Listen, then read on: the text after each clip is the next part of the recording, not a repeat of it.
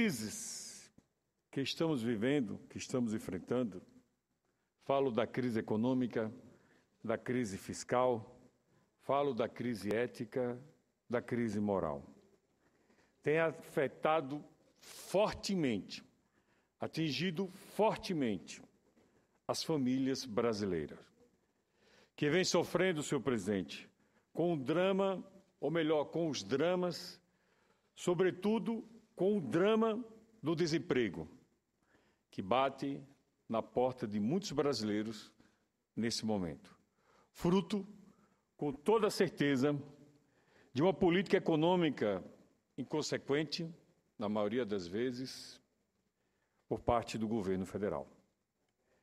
Esse governo, está claro, fez a opção pelo capital em detrimento do trabalho. Além das duras medidas do ajuste fiscal, que editou contra os direitos dos trabalhadores, são estes que estão novamente sofrendo as consequências de todo o imenso catálogo de equívocos acumulados pelo governo do atual presidente. Na administração da economia, ao longo do seu primeiro mandato, o trabalhador está ficando sem o seu emprego, senhor presidente. O Ministério do Trabalho e Emprego, através do CAGED, que é a sigla do Cadastro Geral de Empregos, de Empregados e Desempregados, divulgou números muito preocupantes em abril e também agora em maio passado, sobre o aumento do desemprego no nosso país. Além do recorde na destruição de vagas de trabalho, as estatísticas de abril e de maio também contrastam violentamente com o desempenho observado nos mesmos períodos do ano passado, quando, ao invés de perdermos, na verdade, chegamos a ganhar mais de 164 mil novos postos no saldo final. De lá para cá, senhor presidente, entretanto, tudo mudou, e mudou para pior. Apurando-se o desempenho mais recente, chega a ser uma perda global de cerca de 453 mil empregos, quase 500 mil, líder Collor, perdido nos últimos 12 meses, dos quais 244 mil acumulados apenas nos 5 primeiros meses deste ano. Mas não somente os números globais são ruins, volto a dizer, não é e não são apenas os números globais que são ruins. Há problemas neles escondidos que, se não tivermos o olhar detalhado, específico, não conseguiremos enxergar. Explico. Que somente esses detalhes se revelam quando nos dispomos a abrir as estatísticas e estudar um pouco seus detalhes. Do ponto de vista da distribuição das perdas pelos setores da economia, por exemplo, o desemprego crescente tem acentuado tendências negativas que já vinham sendo percebidas faz tempo. O setor que mais desempregou foi novamente o industrial, que sozinho perdeu mais de 91 mil postos só em maio, senhor presidente. E se considerarmos em conjunto a indústria de transformação e da construção civil. Esse montante, por sinal, perfaz quase 80% das perdas totais.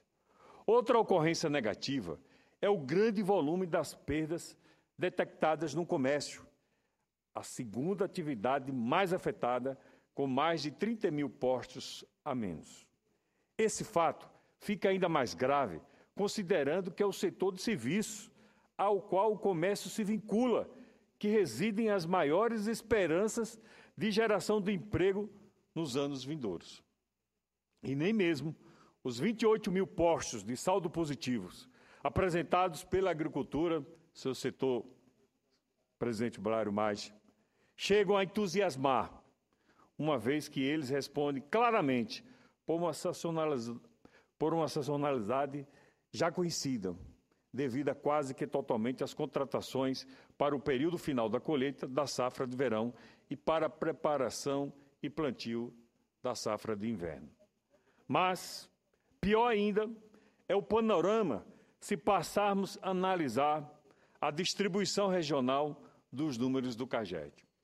Aí é que é triste, senador Collor, Dos 115 mil postos perdidos em nível nacional, em maio, 35 mil estavam alocados na nossa região, exatamente na região Nordeste, cujo desempenho somente é melhor do que a região Sudeste, onde as pesquisas apontou um decréscimo de 46 mil vagas perdidas. Destaco o Nordeste por motivo óbvio, uma vez que a nossa região, onde está situado o meu estado, é a que mais sofre quando as crises econômicas se instalam. É assim em Sergipe, é assim em Alagoas, por ser uma das mais pobres circularmente do nosso país. Há estados, como o meu, o estado de Sergipe, em que a situação chega a um nível de alarme.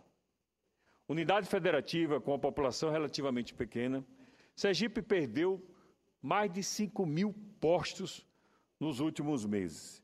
Em abril, a perda havia sido de mais de 2 mil vagas, ou seja, o desemprego em Sergipe dobrou de abril para maio e a tendência é piorar ainda mais. A situação também é muito grave no estado de Alagoas, senador Collor, um dos estados mais afetados em termos absolutos, uma vez que, por ser menos populoso, sofre ainda mais com a perda lá registrada superior a 9 mil postos de trabalho. Falo menos populoso em relação a outros estados, como São Paulo, como Rio de Janeiro, como Minas Gerais. Então, lá é que o desemprego está sendo forte, muito forte. Volume que chega a constituir a impressionante cifra de 2,7% do seu estoque total de emprego. Se compararmos a enorme necessidade da criação de empregos e da geração de renda no Nordeste, com o triste quadro exibido por Sergipe e Alagoas, podemos avaliar a tragédia que o panorama do desemprego galopante vem representando para todos nós nordestinos. Isso é fato, isso é fato. Senhor presidente, colegas senadores, até poderíamos aceitar essa situação se ela fosse, de fato, inevitável. Mas não era inevitável. Se fosse fruto de uma circunstância totalmente fora do nosso controle. Se tivesse havido uma política economicamente responsável, cuidadosa. Mas sabemos que isso não ocorreu, infelizmente. E sabemos que, a despeito das explicações que o governo federal tem insistido em dar para a crise, ela é consequência direta e exclusiva da política econômica conscientemente perseguida pelo primeiro governo da atual presidente.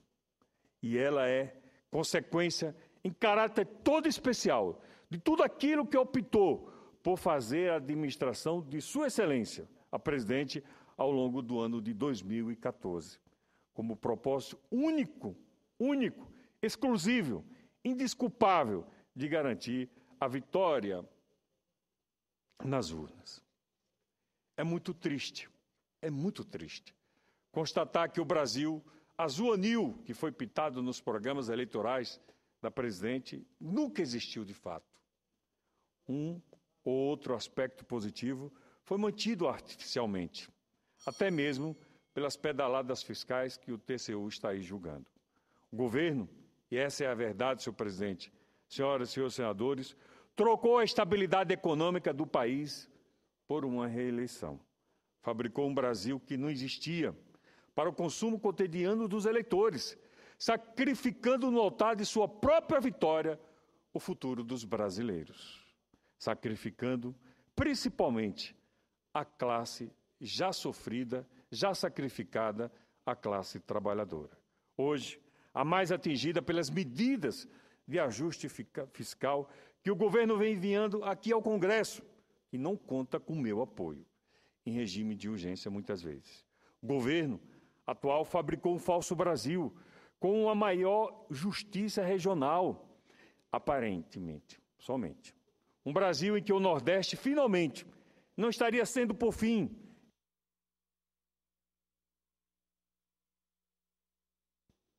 só mais alguns minutos, senhor presidente. Um Brasil em que o Nordeste, finalmente, não estaria sendo, por fim, redimido do abandono que sempre foi relegado no leque das políticas públicas voltadas para o desenvolvimento. mas nada disso se comprova hoje. Todavia, não quero aqui desta tribuna atribuir ingratidão a este governo, mas, para que isso não aconteça, é necessário que o governo mude de comportamento, mude de atitude, que consulte cuidadosamente a sua memória e relembre que ano passado, diante de uma urna eleitoral, foi a classe trabalhadora que garantiu a sua eleição. Que ano passado foi o povo do Nordeste quem lhe consagrou uma preferência sem igual. No panorama das eleições presidenciais, havia após a redemocratização. 4 de cada 10 votos dados ao governo nas eleições passadas saíram da aposta que os nordestinos fizeram com base na ideia de que o Nordeste teria nele e nas políticas públicas nele implementadas um lugar todo especial. Mas nada disso comprovamos, senador Collor. Mesma proporção foi conferida à própria candidatura presidencial, em patamar muito superior à representatividade dos nordestinos num conjunto da própria população brasileira, que é da ordem de 27% apenas.